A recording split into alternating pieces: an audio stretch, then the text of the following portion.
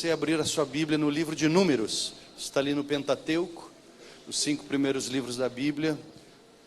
Está ali o livro de Números, Gênesis, Êxodo, Levítico e Números.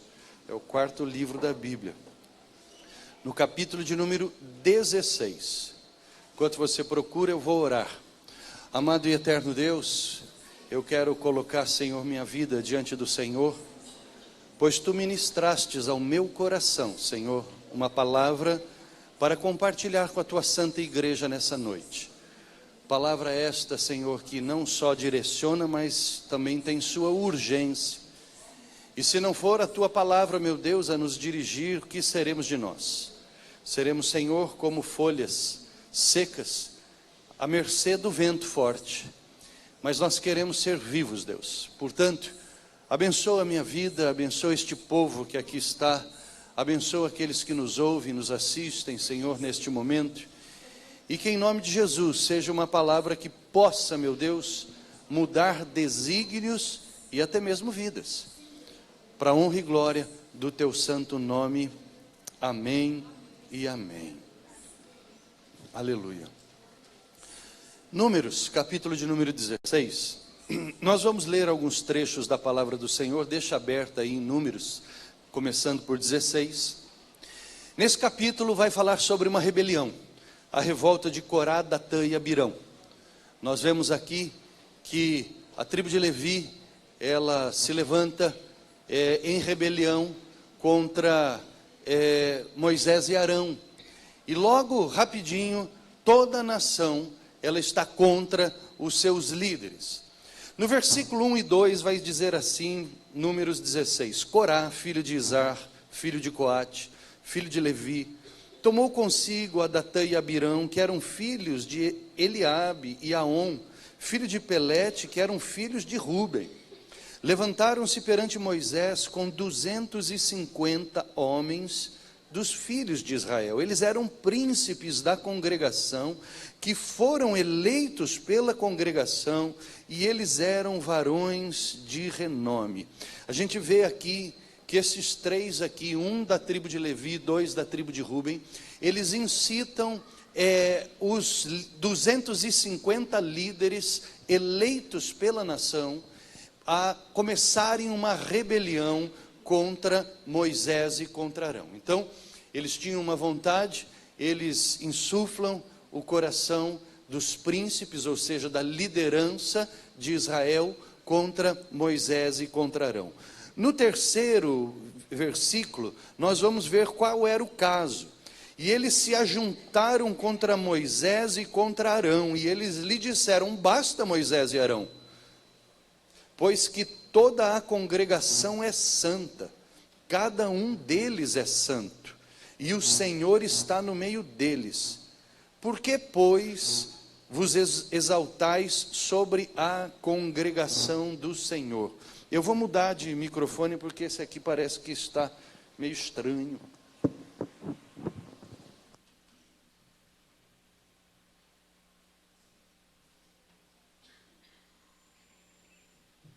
Som. Peguei o outro sem fio aqui. Esse ficou melhorzinho para mim aqui. Você pode até abaixar um pouquinho o retorno, não tanto assim, mas... E aí para frente, vocês estão me ouvindo? Está ouvindo aí? Amém?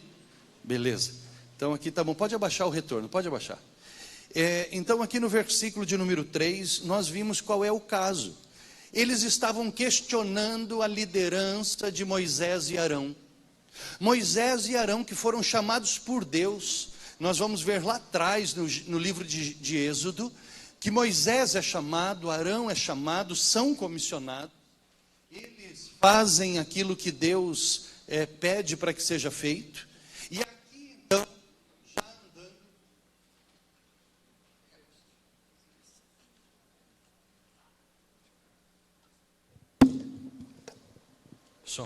som. E aí então, eles andando no meio do deserto, começa então esta rebelião contra Moisés e Arão. Por que só vocês que lideram?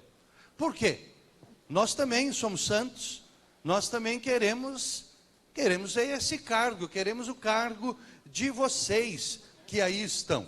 Bom, um pouquinho mais para frente do versículo 16 a 19, vai dizer assim: então disse mais Moisés a Corá: tu e todo o teu grupo, ponde-vos perante o Senhor, tu e eles e Arão, amanhã. Tomai cada um o seu incensário e neles ponde incenso. Trazei-o, cada um o seu perante o Senhor, 250 incensários. Também tu e Arão, cada qual o seu. Tomaram, pois, cada qual o seu incensário, neles puseram fogo, sobre eles deitaram incenso, e se puseram perante a porta da tenda da congregação com Moisés e Arão. Corá fez ajuntar contra eles todo o povo à porta da tenda da congregação. Então a glória do Senhor apareceu a toda a congregação. Bom, muito bem. Cada um então pega seu incensário. Vamos lá? Vocês querem ser que nem a gente? Muito bem, pega o incensário, 250, mete fogo, vou meter incenso na presença de Deus. Agora eu vou levar vocês à presença de Deus. E aquela rebelião que estava em 250 pessoas, ela toma aqui, como diz, aspectos de uma rebelião geral. Ou seja, diz aqui que contra Moisés, no versículo 19, já estavam todo o povo à porta da congregação. Do 28 ao 35, nós vamos ver o que aconteceu. Então disse Moisés: nisto conhecereis que foi o Senhor que me enviou a realizar todas essas obras, e que elas não procedem de mim mesmo. Se vocês morrerem, estes, como todos os homens morrem, e se forem visitados por qualquer castigo, como se dá com todos os homens, então eu não fui enviado pelo Senhor. Ou seja, Moisés fala assim: se a morte de vocês for natural, como todo mundo morre, eu sou um mentiroso. Se vocês morrerem como um homem morre, eu sou mentiroso. Versículo 30. Mas, se o Senhor criar alguma coisa inaudita, e a terra abrir a sua boca, e os tragar com tudo o que é seu, e vivos descerem ao abismo, então vocês conhecerão que estes homens desprezaram o Senhor. Ou seja, se acontecer uma coisa que nunca foi ouvida por homem algum, e a terra abrir a boca e engolir essas pessoas vivas, então vocês vão conhecer que eu fui chamado por Deus, e vocês desprezaram o Senhor. E aconteceu que, acabando ele de falar todas essas palavras, ai, ai, ai, a terra debaixo deles se fendeu. Abriu a sua boca e os tragou com as suas casas, como também todos os homens que pertenciam a Corá e todos os seus bens. Eles e todos os que lhes pertenciam desceram vivos ao abismo, e a terra os cobriu, fechou sua boca, e eles pereceram do meio da congregação. Todo Israel que estava ao redor deles fugiu do seu grito, porque diziam: não suceda que a terra nos trague a nós também. Procedente do Senhor, saiu fogo e consumiu os 250 homens que ofereciam incenso. Ai, a terra tragou todos aqueles rebeldes, e ainda, como aconteceu com Nadab e Abiú, sai fogo do meio do Senhor e consome aqueles 250, dizem lá, varões de renome perante Israel. A gente vê que o nome que os homens dão aos homens não vale nada, né? Deus consumiu e matou todos eles, acabou com aquela rebeldia. A terra abriu a boca e fechou, engolindo, está acontecendo alguma coisa aqui. Aconteceu que uma coisa realmente inaudita. Bom, e aí? Para e pensa, se você estivesse ali e fosse um daqueles que sobrou. Você viu o que Deus fez? Você viu o que o Senhor mostrou? Que o Senhor mostrou quem era o enviado. Mas o versículo 41 vai dizer que no outro dia, no dia seguinte, toda a congregação dos filhos de Israel já estavam murmurando de novo contra Moisés e contra Arão, dizendo assim: vós matastes o povo do Senhor. Ou seja, Ali agora a congregação está se queixando e acusando de assassinato Moisés e Arão. Não valeu o que Deus fez. Eles viram o que Deus fez. Eles viram a glória do Senhor, porque diz que a glória do Senhor apareceu a eles. E Deus respondeu às queixas deles. Deus ali mostrou quem Ele era, mas agora eles acusam Moisés de assassinato. É como aquela parábola que Jesus diz do semeador, né? Aquela semente que cai ali na rocha, ela nasce e aí já é roubada pelo maligno. No outro dia já estavam se rebelando novamente. E no versículo 49, então vai dizer que os que morreram da praga, porque o que aconteceu? Quando eles se rebelaram de novo, Deus manda uma praga no meio de Israel, para dizimar todo mundo. Só que o que acontece? Moisés e Arão mostram o caráter deles, e eles começam então a clamar a Deus, para que Deus perdoe aquela nação rebelde. Mas a praga já tinha dizimado, e diz aqui com várias pessoas. Ora, os que morreram daquela praga foram 14.600 pessoas, fora os que morreram por causa da revolta de Corá. Então a gente vê aqui que já morre mais um monte de gente. Bom, muito bem. Qual é o caso que está sendo colocado aqui? O caso está sendo colocado um questionamento da liderança de dois homens que foram chamados por Deus para fazer a vontade de Deus. Agora, tira os seus olhos dos rebeldes e coloca os seus olhos na vida de Moisés e Arão. Eles eram tão seres humanos quanto eu e você. Eles não eram feitos de ferro, de aço, de bronze, nem eram extraterrestres. Eles tinham sangue correndo nas suas veias. Homens como eu e você, cheios de emoções, de sentimentos, sofrem, choravam, tinham fome, né? Tinham famílias, tinham filhos, né? Então, se coloca no lugar deles. Qual será o sentimento deles? Ou e traz essa história para cá agora. Porque nós temos um chamado de Deus nas nossas vidas. Nós somos cristãos. E a palavra do Senhor diz que somos ministros de Deus. A todos nós foi dado o ministério da reconciliação. Nós servimos a Deus. Nós somos crentes. Mas quantas e quantas vezes pessoas da nossa família ou fora já questionaram a nossa fé, já nos chamaram de otários, já fizeram tanta rebeldia, como o diabo fez, trepudiando em Jesus: se tu és filho de Deus mesmo, atira-te daqui, porque na palavra diz que Ele dará ordem aos seus anjos e Ele te susterá. Quantas vezes nós já não fomos ali, ó, face a face, nós fomos, eu continuo com esse? Com esse? Quantas vezes face a face, nós já não fomos ofendidos por sermos cristãos, e às vezes nós mesmos nos questionamos: será que Deus me chamou?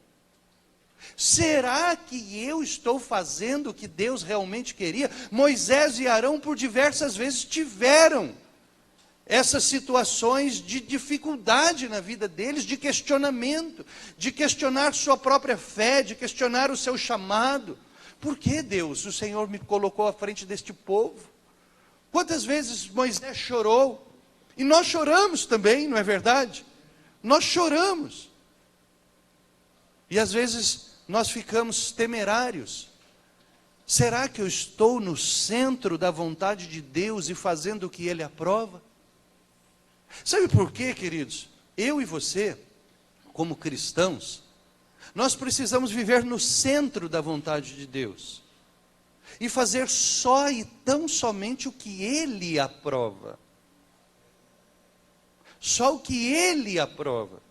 Eu e você fomos chamados para fazer com que a palavra de Deus se cumpra na terra. Tem coisas que vão se cumprir naturalmente, Mas tem coisas que só se cumprirão quando nós fizermos a vontade de Deus. E você já parou para pensar nisso?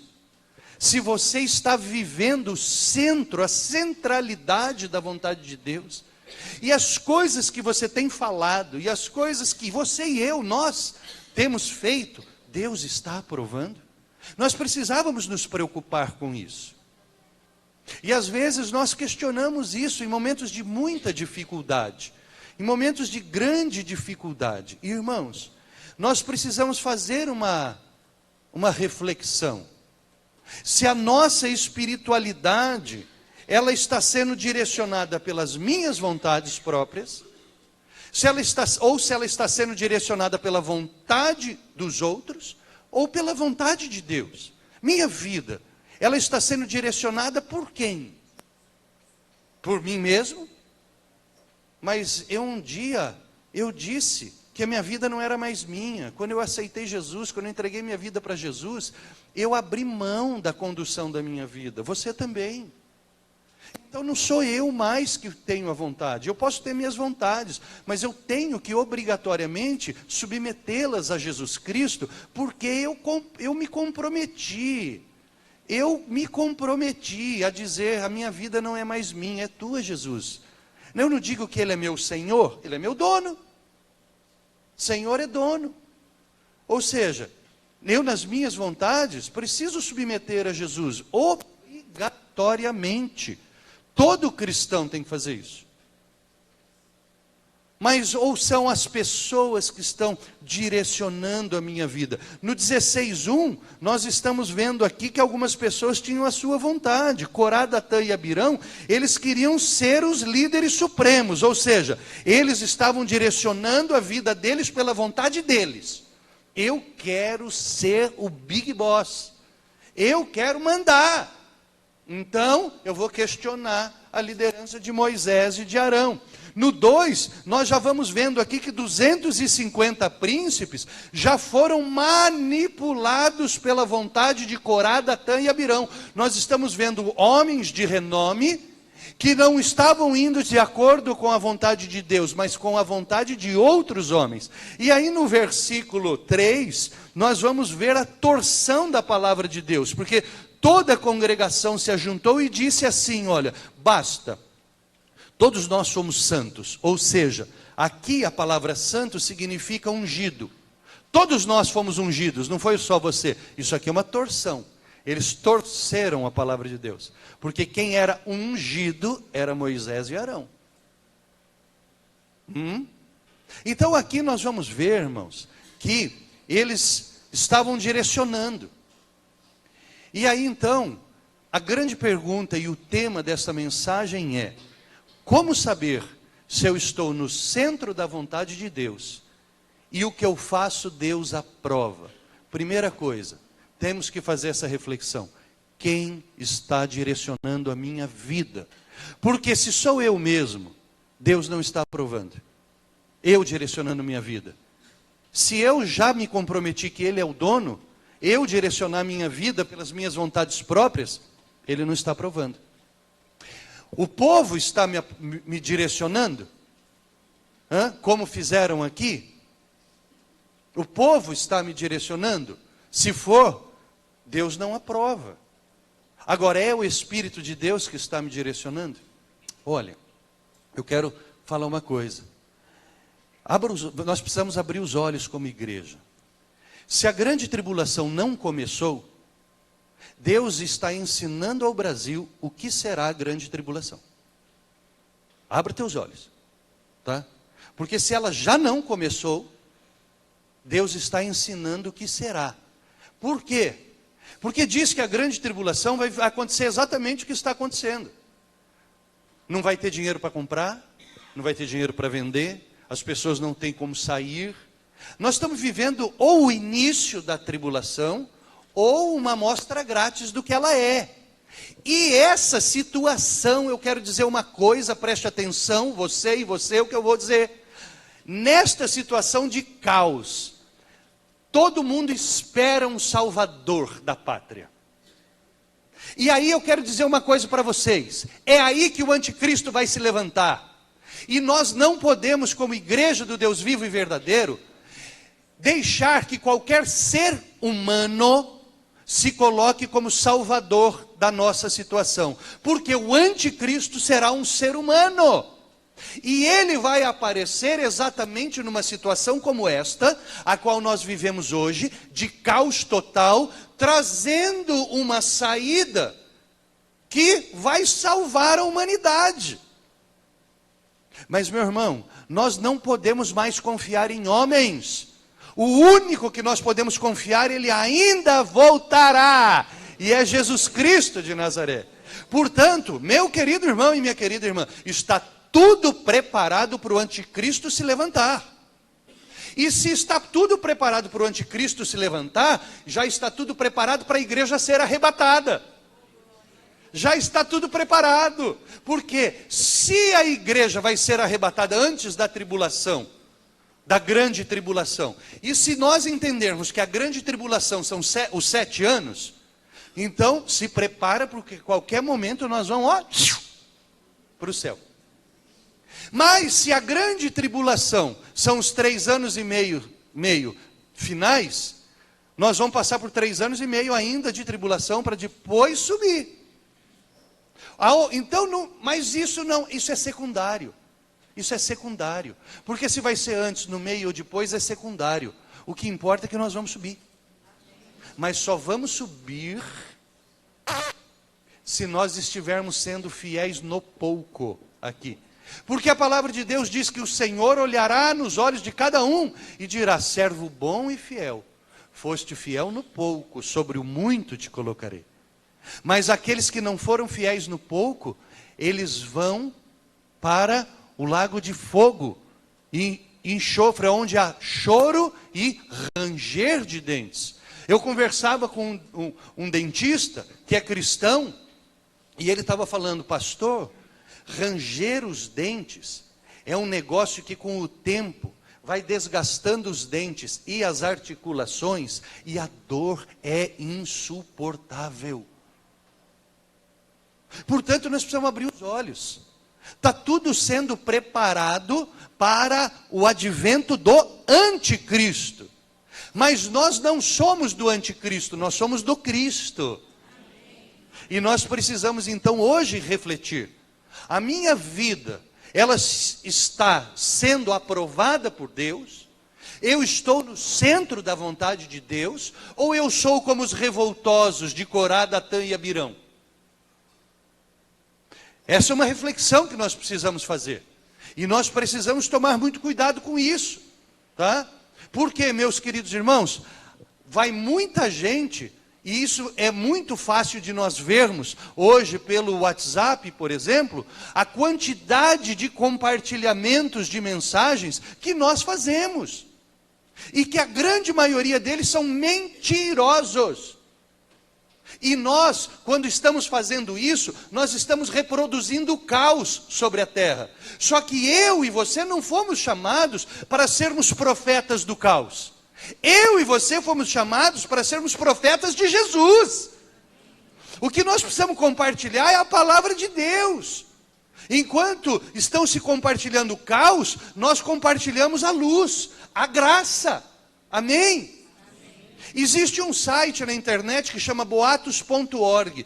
Tudo que eu recebo eu ponho lá para saber se é verdade ou é mentira.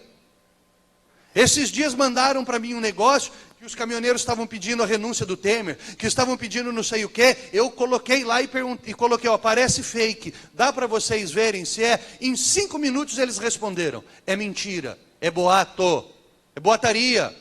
Cuidado, meu querido irmão. Hoje eu recebi, pedindo para que eu recebi de uma pessoa daqui de dentro. Eu recebi uma mensagem fazendo apologia ao levante do exército para tomar o Brasil. Meu irmão, eu e pastor Geraldo e muitos daqui nascemos na década de 60. E nós sofremos na mão desse exército.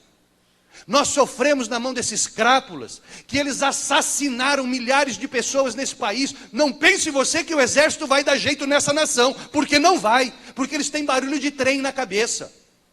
É verdade. Cuidado, Semana retrasada saiu no Fantástico que o nosso saudoso presidente Ernesto Geisel e aquele criador de cavalo, João Batista Figueiredo, 2 generais, mandaram assassinar milhares, ou melhor, centenas de pessoas desta nação. Pessoas de bem. Eles mandaram matar, e não pense vocês que não vão mandar matar a gente. Então tomemos cuidado. Nós não queremos neste país nenhum governo de direita, nem de esquerda, nem de centro e nem milico. Nós queremos é Jesus nessa nação. Então temos que tomar cuidado, porque o diabo está manipulando a igreja. Então tome cuidado, meu querido irmão, tome cuidado, minha querida irmã, com o que nós passamos. Nós não podemos nos amoldarmos à injustiça, não podemos aceitar a injustiça contra o povo. Não estou dizendo contra caminhoneiros, mas eu estou dizendo contra a igreja, a posição da igreja. Nós precisamos orar, nós precisamos buscar, nós precisamos apoiar os caminhoneiros em oração. Precisamos apoiar a nação em oração. A nossa arma é a fé, o jejum é a palavra, e que diz que a palavra ela é poderosa para destruir sofismas. O que são sofismas? Argumentos falsos. Está tudo pronto, irmão. Nós não podemos entrar neste jogo. Nós não podemos ser manipulados por pessoas, por grupos, por partidos e muito menos pelo inferno. Senão seremos como Corá, Datã e Abirão. A terra abrirá sua boca e nos tragará. Amém? Nós somos cidadãos celestiais. Nós lutamos com outras armas. As nossas armas não são essas. São as armas do reino de Deus. Nossa luta não é contra o sangue ou contra a carne, e sim contra os principados e potestades, contra os dominadores desse mundo tenebroso nas regiões celestiais. Quando Jesus mandou os 70, e eles foram, e eles voltaram dizendo, até os demônios se submetem a nós. Ele falou, eu vi, porque eu vi Satanás caindo do céu como um relâmpago. Enquanto vocês iam fazendo, eu vi Satanás caindo do céu como um relâmpago. Nós precisamos ir nessa autoridade. E é aí que entra a segunda coisa que eu quero dizer. E aí nós já entramos no capítulo 17 de Números, 1 e 3. Disse o Senhor a Moisés, fala aos filhos de Israel, porque agora eles se revoltaram de novo. Agora eles viraram contra Arão. Disse o Senhor a Moisés, fala aos filhos de Israel, recebe deles bordões, varas, um pela casa de cada pai, de todos os seus príncipes, segundo as casas dos seus pais, isto é, 12 bordões, porque eram as 12 tribos de Israel. Escreve o nome de cada um sobre o seu bordão. Porém, o nome de Arão, você vai escrever sobre o bordão de Levi, porque cada cabeça da casa de seus pais terá um bordão. Agora estão questionando, então, o chamamento de Arão como sacerdote, como servo do Deus Altíssimo. Tá bom. Fala para que cada príncipe, cada líder de cada tribo traga um bordão, uma vara. Uma vara que a gente sabe que o bordão era feito de vara de amendoeira. Uma árvore que dá amêndoas. Corta-se um galho e faz-se um bordão, uma vara. Cada um traz a sua, escreve o nome da tribo a que ele pertence, mas a tribo de Levi, você não vai escrever Levi, você vai escrever Arão, porque eu quero saber, eu vou mostrar quem é que tem realmente autoridade.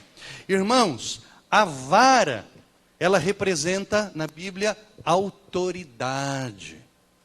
Vara representa autoridade.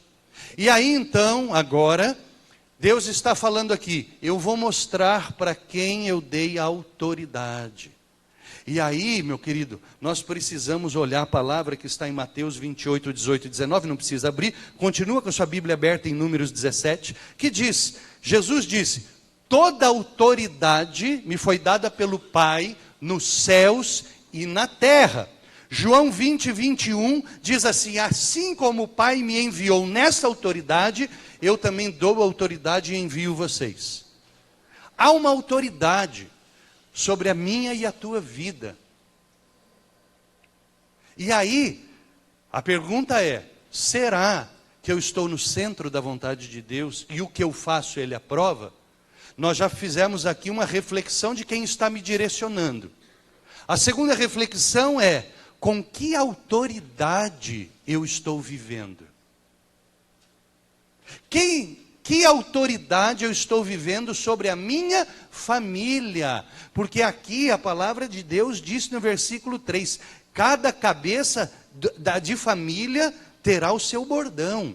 Arão estava representando a sua família.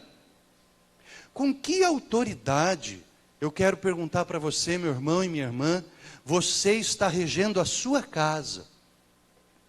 Você tem falado para o teu filho assim: quem põe dinheiro dentro dessa casa sou eu? Não é a autoridade de Deus, a autoridade é o dinheiro, então. Então no dia que acabar o dinheiro, teu filho pode cuspir na tua cara? Para com isso, meu querido. Aqui quem manda sou eu. É assim que você tem educado os seus filhos? A autoridade que está sobre nós é a autoridade do Espírito Santo de Deus. O Espírito Santo de Deus, ele é conhecido por um espírito de sabedoria. Nós temos muito mais sabedoria do que botar o dedo na cara dos nossos filhos e falar que ali, enquanto você que põe o dinheiro na casa, você abaixa o rabo e fique quieto. O que é isso? Será que não há um conselho na palavra de Deus para se dar? Será que não há uma sabedoria em Deus para você ensinar o seu filho, a sua filha? Deus não se agrada desse troço, não. Então a segunda reflexão que eu quero dizer é o seguinte: meu querido, minha querida, reflita. Há uma autoridade que foi dada pelo Pai na tua vida. Jesus disse: toda a autoridade me foi dada pelo Pai, nos céus e na terra, e eu dou a quem eu quiser. E Ele deu para a igreja, Ele deu para mim, Ele deu para você. Há uma autoridade divina sobre o pai e a mãe, que nós não precisamos arrebentar os nossos filhos na paulada, de gritaria, mas sim fustigá-los com a vara. Sabe o que é essa vara? Essa aqui, meu querido. Se você lê a palavra, você vai ter bons conselhos para dar para uma pessoa. Agora, eu quero dizer uma coisa: alguém te chama para dar um conselho, gente grande, você já passou a mão na sua varinha para fustigar com a vara, mas teu filho você faz isso. Mas não tem uma palavra de Deus para dar um conselho para um crente, para dar um conselho para uma pessoa, se tem uma palavra, versículos decorados e não sei mais o que, mas o teu filho, você arrebenta ele na vara? A vara que está dizendo aqui é a palavra de Deus. Mas se você não se enche com ela, como que você vai dar?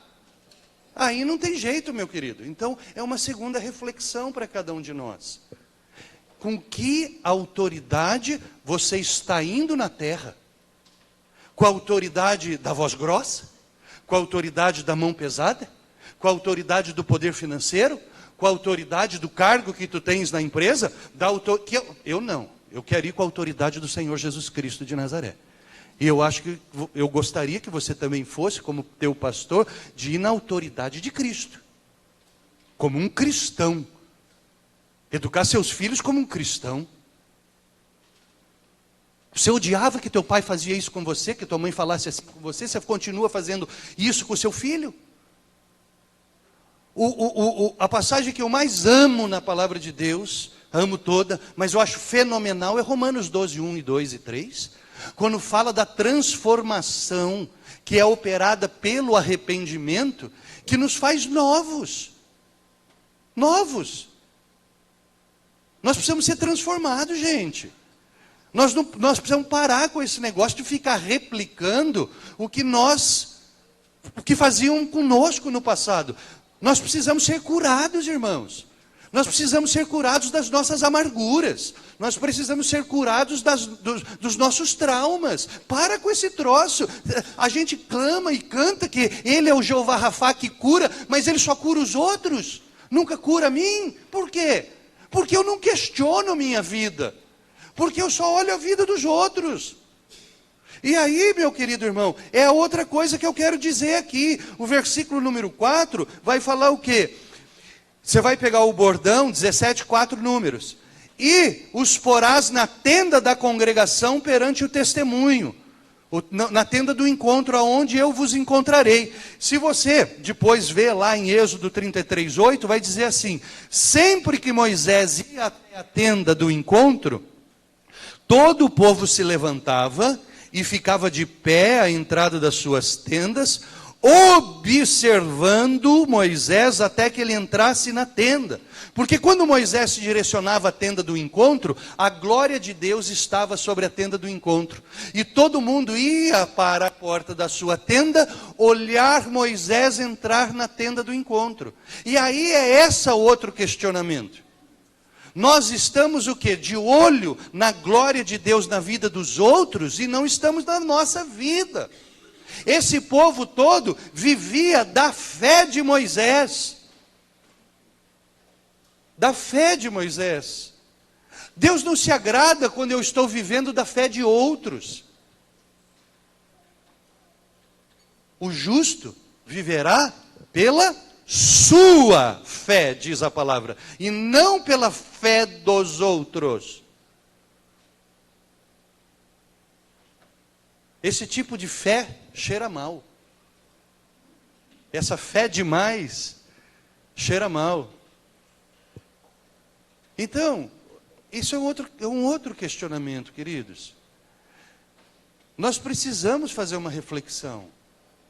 Eu estou me contentando com o que Deus tem feito na vida dos outros, mas Ele não se esqueceu de mim nem de você, meu querido. Nós precisamos entrar, como dizem em Hebreus, com ousadia na presença de Deus.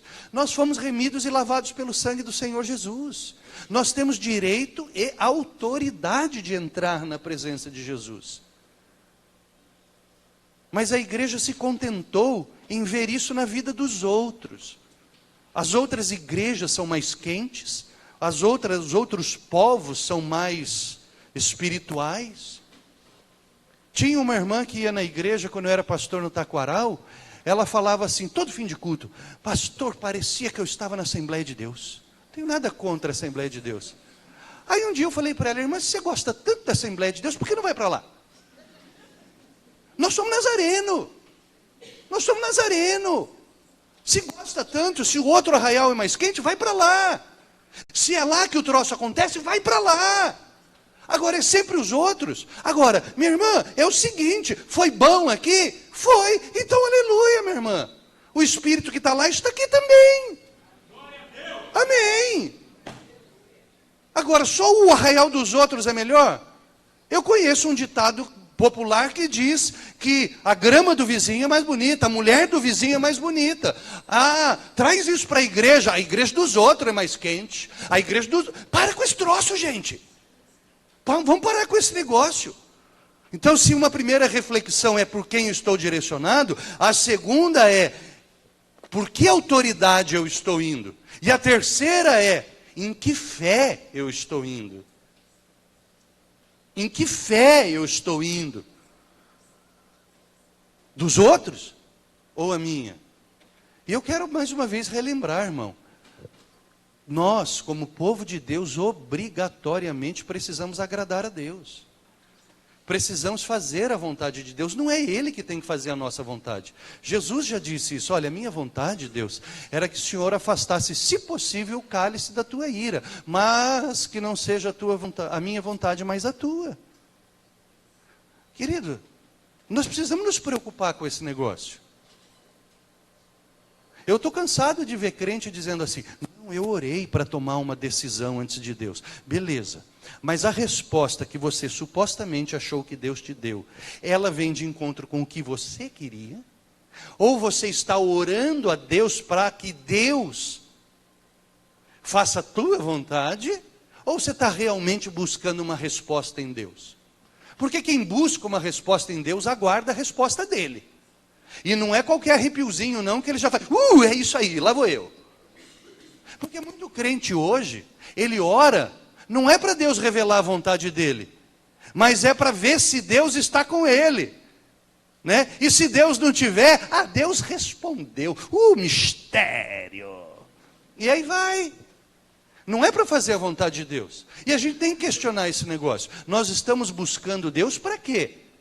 Para tentar que Ele endosse esse cheque? Ou para que Ele diga não? Não, filho, não faça isso. Caramba! Por que eu não gosto de testemunho dentro da igreja? Eu não gosto de testemunho. Por quê? Porque um camarada vem aqui, conta um testemunho, Deus abriu uma porta para mim, maravilhosa, Deus mostrou essa que eu tenho que casar, Deus não sei o que, dali 6 meses mudou tudo. Está fazendo greve, já está reclamando do patrão, já está reclamando do salário. Caramba, mas não foi Deus que abriu? E a vontade de Deus é boa, perfeita e agradável? Dali 6 meses a mulher já não presta mais, o homem já tem um chulé desgraçado. Por isso que eu não gosto de testemunho. Porque depois, sabe, o trabalho fica para mim. Fica para mim. Aqui, ajeitar o negócio. Então ninguém conta. Então ninguém fala. Melhor.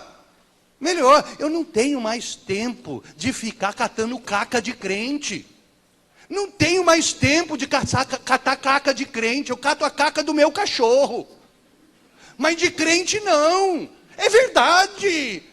Os pastores hoje, eles perdem tempo catando caca de crente. Mas não tem mais gasolina para ir catar caca de crente. Não tem mais. E não tem mais tempo. Hoje eu gostei de um vendedor de carro. Achei legal. Apareceu ele falando assim, olha, está com um problema de gasolina?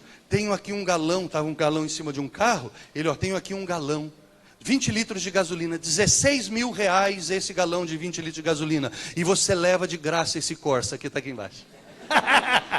Cara inteligente, eu gosto desse tipo de vídeo, sabe? Que não faz mal para ninguém, você dá uma risadinha, né? Cara vivo. Nós precisamos ser vivos, gente. Nós precisamos ser vivos. Que é exatamente o que eu quero dizer agora aqui. Nós precisamos ser vivos. Olha o versículo 8. Diz aqui, no dia seguinte Moisés entrou na tenda. Lembra? Estavam lá 12 bordões, 12 varas. Ele entrou na tenda da congregação e aí o que aconteceu? O bordão de Arão, que estava pela casa de Davi, brotara. Nós precisamos ser vivos. Sermos vivos.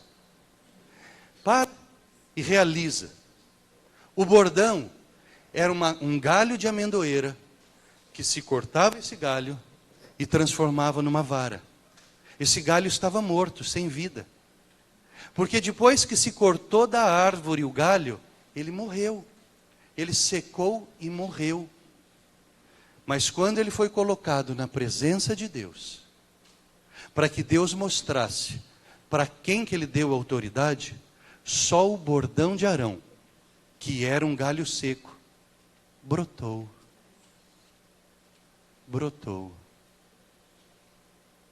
Será que a minha vida está no centro da vontade de Deus? E Ele se agrada do que eu faço? Nós éramos um galho seco no nosso pecado. Mas, através do sacrifício do Senhor Jesus Cristo, Ele nos deu vida e vida em abundância. O galho seco brotou. Eu que outrora era um pecador, morto em delitos e pecados, agora estou vivo e vivo em abundância nas mãos do Senhor. Deus está se agradando se o galho seco voltou à vida. Nós cantamos aqui hoje que Ele ressuscita, não cantamos? Alguma coisa parecida? Cantamos. E eu e você ressuscitamos em Cristo? Ou continuamos sendo um galho seco? Nós precisamos ser vivos. E vivo em abundância. O galho de Arão brotara. 1 João 5,16 diz, quem tem o Filho tem a vida.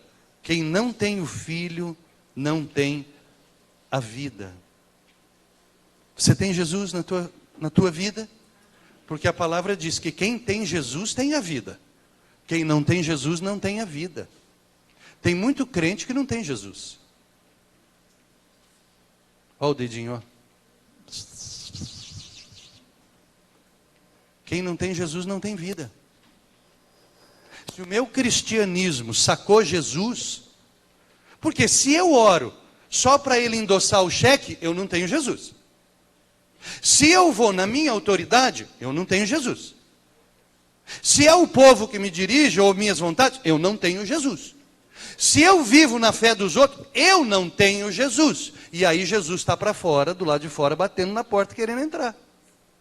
Eis que estou à porta e bato. Eu quero entrar, eu quero voltar ao teu coração. Então, isso a gente tem que começar a questionar. A gente precisa começar a questionar essas coisas. Nós precisamos realizar mais, porque, veja bem, o que nós estamos produzindo? Diz aqui, no versículo 8 ainda, que além de brotar, o bordão de Arão, tendo inchado os gomos, produzira flores e dava amêndoas. Daquele galho seco, ele deu flores e amêndoas. O que nossa vida está produzindo? Nós precisamos pensar nisso. Quais são os políticos que eu, como cristão, estou elegendo? O que eu estou produzindo para esta nação? O que eu estou produzindo na educação dos meus filhos? Quadrilheiros ou cidadãos celestiais? Eu tenho que pensar nesse negócio. O que eu estou produzindo no meu trabalho? Eu estou produzindo vida ali dentro? Ou só estou indo mais um dia para no final do mês ganhar o meu dinheiro? Nós precisamos questionar esses negócios, sabe, irmãos? Por quê? Porque diz a palavra do Senhor, em Hebreus, que nós precisamos nos arrepender das obras mortas. Aqui diz que o varão, o bordão, ele deu flores, e flores cheiram bem. E as flores são os precursores dos frutos. Antes de sair fruto, qualquer árvore dá flor. Né? Dá flor. Querido, a nossa vida precisa chamar a atenção de Deus, no sentido de que a nossa vida tem dado flores ao Senhor. A palavra de Deus diz que o deserto florescerá. Eu mostrei aqui, num domingo de manhã, quando fala no Salmo 126, restaura, Senhor, a nação como as torrentes do Negueb. Quando se derretem as geleiras, eu mostrei o vídeo aqui, do povo esperando a água descer no meio do deserto, e nós vimos o barulho da água chegando, e aquele aguaceiro no meio do deserto, coisa verdadeira, não é essas porcariadas aí que aparece no WhatsApp, não. Descendo, a cachorrada fazendo, lembra, irmã Vivi? Fazendo alegria, estardalhaço. Dali um mês, o deserto floresce. E a vida volta. O que a nossa vida está fazendo, gente? O que nós estamos produzindo como igreja do Deus vivo e verdadeiro? O que os nossos conselhos estão acrescentando na vida das pessoas? Que nem os amigos de Jó foram lá para consolar ele, quase mataram o cara. Os amigos da onça. Qual o conselho que você tem dado? O que nós temos produzido com as nossas mãos que Deus criou, com a língua que Deus criou, mas precisa ser domesticada pelo Espírito Santo? Tiago diz que o pior lugar do nosso corpo para ser convertido é a língua. Então a gente tem que ver o que nós estamos produzindo. Caramba, eu não quero ir para o culto para dançar. Eu não quero ser pastor de uma igreja, e sei que não sou, de um povo que aí vai lá na igreja, que quer sentir arrepiozinho na igreja. Eu sou pastor de um povo que vem aqui para cultuar a Deus, porque vivemos em Deus a semana inteira, num mundo desgraçado, e desgraçado que é sem graça, num mundo pecaminoso e corrupto, mas eu não me contaminei, porque o Senhor está comigo. E eu domingo vou com os meus irmãos que também não se contaminaram, e nós vamos adorar esse Deus maravilhoso. Eu não quero sentir arrepio, eu não quero dançar. Eu quero que Ele se alegre. Ele se alegre. Se o pastor falou que eu gostei ou que eu não gostei, não importa. Veio de Deus.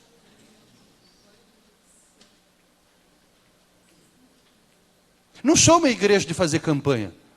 Campanha é para crente preguiçoso, que não lê a Bíblia, que não jejua e que não ora. Precisa ir lá 6 dias para ver se Deus faz alguma coisa. Isso é lei. Isso é lei. Não é graça, não. Porque nada do que possamos fazer vai mover o coração de Deus. Vou ficar 30 dias sem comer chocolate. Você acha que isso vai mover o trono da graça de Deus? Mas eu me arrepender dos meus pecados e você se arrepender, meu querido, o céu estremece.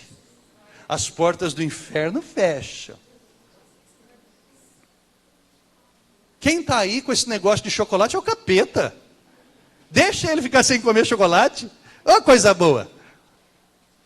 Quando ficar diabético vai falar, por que eu não comi chocolate? Quando podia eu não comi. Não é? Eu vou fazer jejum uma semana de TV. Mas vai lá na internet e vê uns troços vagabundo, pelo amor de Deus. Que troço é esse? Isso é lei. Não é graça. É paulada mesmo, filho. É paulada, é. Eu vim hoje aqui para fazer isso. Não gostou, não?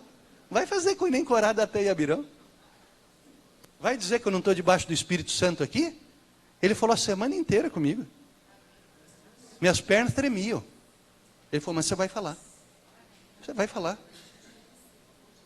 Meu filho pagou alto preço por cada um que vai estar lá. Você vai falar. E eu estou aqui falando.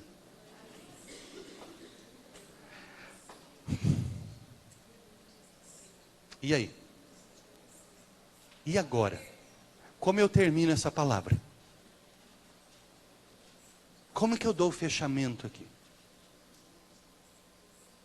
Vem fazer um barulho aqui, vai. O negócio é o seguinte, gente. É isso aí. Nós precisamos vivenciar algo poderoso. Deus me deu uma palavra que eu estou com medo de pregar. Estou com medo de pregar. A próxima. Eu estou com medo de pregar. Que Deus fala, você quer ver milagre? Quer ver? Então santifica-te. Esse é o tema da mensagem. Estou com medo de pregar. Mas eu vou pregar. Em nome de Jesus. Amado, o negócio é o seguinte. Está chegando o tempo. Já gosto de dizer isso. Acabou a brincadeira. Acabou o tempo de brincar de crente. Acabou o tempo de brincar de igrejinha. Acabou. Agora a gente assume o negócio, ou então o capeta vai te abraçar. E ele vai te levar. Vamos para frente, gente. Josué disse assim um dia, eu e minha casa serviremos ao Senhor. Chegou o nosso momento, amados. Chegou o nosso momento. Porque é agora, na época das dores e do final, que a fé dos crentes será coroada. A fé dos crentes é coroada na batalha, na luta. É lá, não é nas campanhas, meu querido. Não é nem nos montes, é nos vales. E nós precisamos estar preparados. Jesus me botou hoje aqui como um profeta na tua vida. Ele te trouxe essa noite aqui para que você assuma a tua posição como um varão de renome dentro da tua casa. E que você seja direcionado tão e somente pelo Espírito Santo de Deus, na autoridade que Ele te deu como embaixador de Cristo. Porque embaixador é aquele que vai na autoridade do Supremo. e ele vai no meio das nações, na autoridade daquele que o mandou. E você é embaixadora de Cristo, você é embaixador de Cristo. Em nome de Jesus, meu irmão. Quiseram falar o contrário? Dançaram, porque o sangue de Cristo está sobre a tua vida. Em nome de Jesus, da tua, Cezão, da tua e da tua. O justo vive pela sua fé. Abacuque já disse isso. E eu e você vamos na nossa fé, na fé que nós temos no Senhor Jesus, porque a glória dele habita em mim, habita em ti. Eu vou brotar, eu vou florescer, eu vou frutificar. Já sei como terminar. A vara de Arão, obrigado Deus. A vara de Arão, ela era uma vara de amendoeira, porque todos os bordões eram feitos da amendoeira. E quando ela brotou, ela deu amêndoas. Nós precisamos frutificar para aquilo que nós fomos gerados. Eu e você fomos gerados pelas mãos de Deus, para o louvor da glória de Deus. Através da minha e da tua vida, as nações reconhecerão que Deus existe, porque Ele me criou para isso. A vara de Arão não deu azeitonas, ela deu o fruto para o qual ela foi criada, amêndoas. Frutifique para o reino de Deus, porque Ele te constituiu para isso, para frutificar para o reino de Deus. Vamos nos colocar em pé. Quer dar teu coração? Quer dar tua alma ao Senhor? Vem dobrar teu joelho aqui no altar do Senhor. Ele está te esperando aqui essa noite, meu irmão. Vem aqui. Hoje você é a ovelha do sacrifício. Pode chegar. Se o teu desejo é honrar o Senhor, eu quero te convidar a se ajoelhar aqui nesse altar. Eu estou no altar também, porque meu desejo é honrar o Senhor. Você foi tocado pelo Senhor nessa noite? Chega aqui. Vem encher o altar. Porque quando enchemos o altar, esvaziamos o inferno. Deus te tocou essa noite, pode chegar. Ele está te esperando aqui. Ele quer fazer algo potencialmente maravilhoso na tua vida. Meu querido, Ele não vai te visitar aí. Não vai. Sabe por quê? Você pode até dizer, não, eu estou na presença de Deus. Mas por que você não veio? Se Ele está te chamando para o altar. Aprenda esse negócio, meu querido. O altar não é confissão, hein? Não é reconhecimento de erro, mas é entrega. Se você foi tocado, tocada, pode chegar aqui à frente. Nós vamos orar nesse momento e depois prosseguir em adoração. Meu Deus e meu Senhor, nós queremos a Tua presença, Senhor. Nós queremos, meu Deus, tanto a Tua presença, meu Deus, porque ouvimos aqui uma mensagem essa noite, meu Pai. E quantas vezes nós tentamos desistir, pensamos em parar, meu Deus, porque obstáculos se levantaram e pessoas se levantaram, questionaram a nossa fé, meu Deus, e parecia até mesmo que fazia lógica, dava lógica aquilo, Senhor, mas não era o Senhor a falar com cada um de nós. Mas hoje aqui, como a vara de Arão, nós chegamos à tenda do encontro, meu Deus, e nós queremos brotar e florescer, Pai. Nós queremos frutificar para o Teu reino, meu Deus, pois nós sabemos que fomos chamados para o louvor da Tua glória, e como embaixadores são enviados no meio de uma outra nação. Nós reconhecemos que o Senhor nos envia ao mundo, Pai, na autoridade do Teu Santo Espírito, Pai. Mas às vezes negligenciamos e às vezes brincamos com o Teu Santo Espírito, Pai. E eu espero que nós não tenhamos extinguido o Espírito nas nossas vidas, e nem mesmo entristecido Ele, porque Ele é Deus. Mediante tudo isso, confessamos diante do Senhor, meu Deus, as nossas fraquezas e limitações, e desejamos ardentemente vivermos, meu Deus, só o que os remidos e lavados pelo sangue do Cordeiro podem viver. Aqueles, meu Deus, que têm uma vida transformada, restaurada e renovada, Pai, que não são mais galhos mortos, meu Deus, que não brotam nem frutificam, mas que são aqueles, meu Deus, por onde quer que estejam indo, Pai, eles vão de fé em fé, de glória em glória, ressuscitando a cada dia para uma nova vida, Senhor.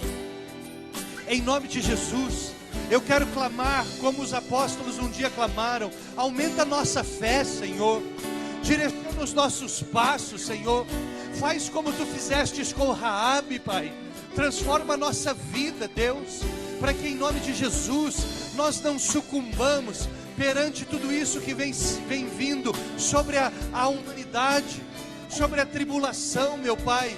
Nós queremos viver, meu Deus, a fé, uma fé perseverante, que nos transforma e nos mantém, melhor dizendo, como inocentes, até a volta do Senhor Jesus. Nós queremos ser como uma virgem que não permite ser tocada, a não ser pelo Teu Santo Espírito, Pai. Em nome de Jesus, todos nós somos seres humanos aqui, Senhor. Como diz a Tua palavra, o Espírito está pronto, mas a carne é fraca. E nós colocamos diante de Ti o nosso Espírito, Pai. Porque quando o Espírito luta contra a carne, e a carne contra o Espírito, nós queremos vencer na força do Teu Santo Espírito, Pai. Não faz a nossa carne forte não, Deus, mas faz o nosso Espírito forte, Pai. Em nome de Jesus, Senhor. Dá-nos, Senhor, as setas, Pai, as flechas, que elas vêm, meu Deus, do Espírito Santo, Pai. Dá-nos a couraça da justiça, o capacete da salvação, meu Deus, as sandálias, meu Deus, da preparação, meu Pai. E como soldados, meu Deus, do exército de Cristo, nós possamos ir em amor, meu Pai, adiante. Em nome de Jesus, prepara-nos para a tribulação. Em nome de Jesus, que nós Te honremos, meu Deus, nos vales e nos montes, na bonança ou na angústia, que nós estejamos prontos para a batalha, Deus. Mesmo, Deus, mesmo que se necessário for, que tombemos, meu Deus, no campo de batalha, mas preferimos morrer nas Tuas mãos, batalhando, meu Deus, do que de braços cruzados, Senhor, no pecado. A Tua igreja floresce, a Tua igreja brota nessa noite, a Tua igreja frutifica essa noite, no poder do Teu Santo Espírito, Deus. E nós queremos e vamos Te honrar no poder do Teu Santo Espírito, em nome de Jesus. Amém e amém. Espírito, obrigado por ter estado sobre a minha vida essa noite. Obrigado, Santo Espírito, por estar sobre esta igreja, Senhor, nessa noite. Obrigado, Deus, porque Teus olhos olharam para cada um de nós, meu Deus, e Tu nos achaste dignos, Senhor, de sermos tocados pelas Tuas mãos. Obrigado, oleiro, por tocar aqui nesse barro, Deus, e fazer dele um vaso para a Tua glória, Senhor. Vasos estes rachados, muitas vezes surrados, mas que nessa noite saem daqui, meu Deus, restaurados para a glória do nome do Senhor Jesus Cristo de Nazaré. Deus, que o Senhor nos abençoe e nos guarde. Os tempos são difíceis que se vêm por aí, mas a palavra diz que não seremos consumidos por causa das Tuas misericórdias que se renovam a cada manhã. Que os Teus olhos sejam sobre cada um de nós, Senhor, e que a paz que excede todo o entendimento esteja sobre cada um de nós, mesmo quando, humanamente falando, tudo diz o contrário. Queremos ser como Moisés, como Abraão, que contra toda a esperança eles prosseguiram adiante. Quando Moisés disse: se Tu não fores conosco, não sairemos do lugar. Que assim seja sobre cada um de nós. Que o Senhor, meu Deus, nos guarde, nos use e nos empodere com o Teu Santo Espírito. Santifica a Tua igreja, Deus. Santifica, porque nós vamos passar o Jordão. Nós vamos, Senhor, no nome do Pai, do Filho e do Espírito Santo. Amém e amém. Deus te abençoe, meu irmão, minha irmã.